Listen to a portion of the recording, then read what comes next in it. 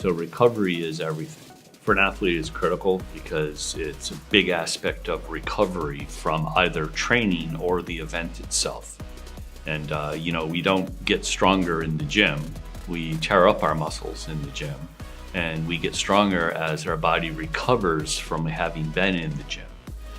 High-fat diet is really at the heart of what it is to be a ketogenic diet, because fat is the only macronutrient that doesn't cause an insulin response.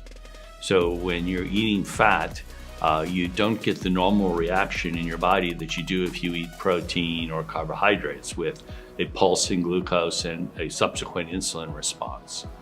So a ketogenic diet is a relatively high-fat diet, essentially by definition. And there's a suggestion that actually a ketogenic diet can have effects that preserve muscle. In other words, you're more sensitive to the amount of protein that you consume. It's important to realize when a scientist says a ketogenic diet is a high-fat diet, they mean high-fat by calorie, not high-fat by volume. For a long time, it was thought that you need a carbohydrate to build muscle, but this is clearly not the case. We can metabolize fat for energy, so it's a good thing.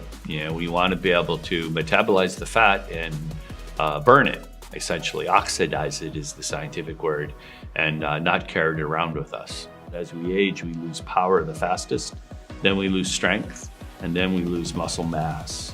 And one of the reasons why we lose power is we lose our fast twitch muscles as we age, but also our tendons and our non-contractile elements in our muscle and in our joints get worse with age. So the less stiff, and by being less stiff, they can't transmit power as effectively. The most important factor in muscle health as we age isn't actually protein intake, it's exercise quantity and type as well. And so if you're talking about specific fiber types and fast and slow, we do lose more fast twitch as we age. And so the advantage of doing resistance exercise and more sprint type activities and balance activities and explosive movements, that's all working on those type 2 fibers.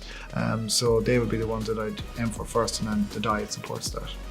So for this to be effective, you'd want to primarily be able to activate and retain and maybe grow fast twitch muscle fibers. So how would you do that? Well, with an older person, you'd be very careful, because the kind of explosive exercises that are designed for exactly this purpose with a young person probably aren't a great idea with an older person. So explosive plyometric training, or explosive leaping kinds of exercises may or may not be a good idea with the older population. So how would you do it? Well, there's a variety of ways. First of all, a very safe exercise modality that does hit fast twitch muscles is blood flow restriction training.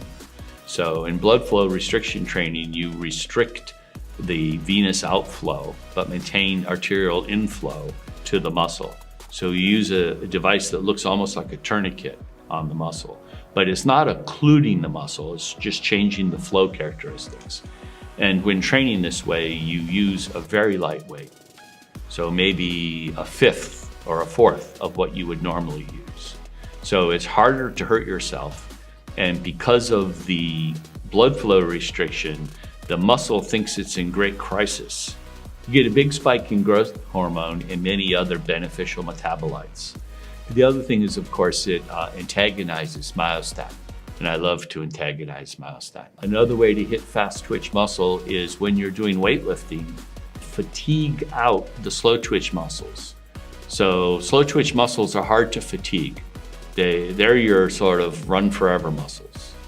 But if you start off with a weight that you could probably handle for 15 perfect reps, but you couldn't do 16 or 17, you're about done at 15.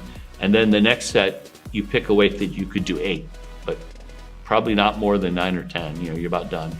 And then the last set, pick a weight that you could do 4. So that's a much heavier weight.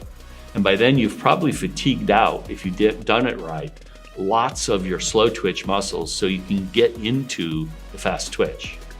And that's a common method used for training older athletes.